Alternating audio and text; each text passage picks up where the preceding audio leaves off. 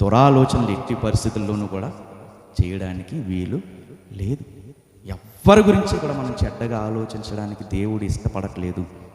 అలా ఆలోచించే వాళ్ళని అంటున్నాడు, ఇదిగో నీవు సంఘంలో ఉంటున్నావు, నాతో సహా వాక్యం బోధిస్తున్నావు, వేరే వాళ్ళ గురించి చెడ్డగా ఆలోచిస్తుంటే వాక్యం బోధించే నేను కూడా ఎలాంటి వాడిని?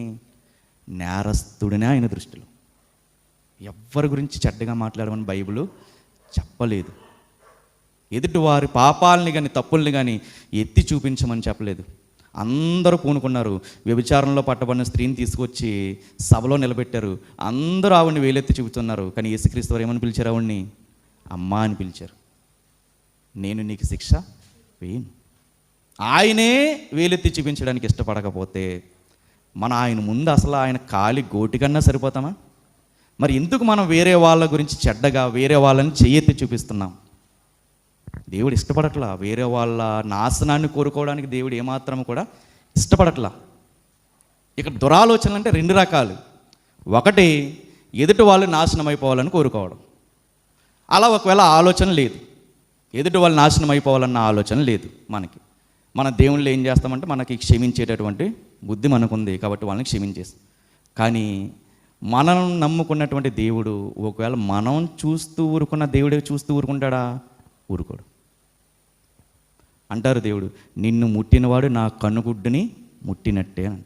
ఒకవేళ అన్యాయంగా మనకి ఏదన్నా ఆపద కానీ అన్యాయంగా జరిగితే వాళ్ళని దేవుని ప్రేమను బట్టి మనం వాళ్ళని ఏమీ అనలేదు. దేవుడు దానికోసం సంతోషిస్తాడు.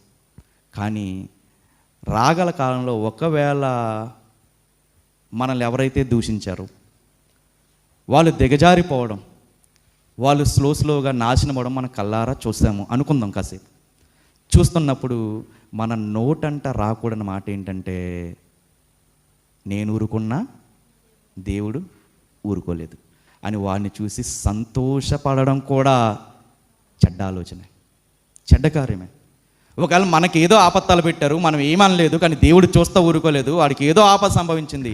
ఆపద చూసి ఇదిగో నన్ను ఎంత బాధ పెట్టాడు, నేను ఒక్క మాట అనలేదు, కానీ నేను నమ్ముకున్న దేవుడు నమ్మదగిన వాడు, వాడిని చూస్తూ ఊరుకోలేదు అన్న మాట కూడా పలకూడదు.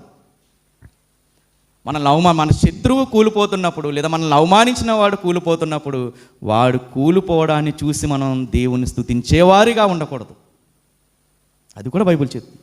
శత్రువు కూలిపోయినప్పుడు మనము ఏమాత్రం సంతోషించేవారిగా ఉండకూడదు.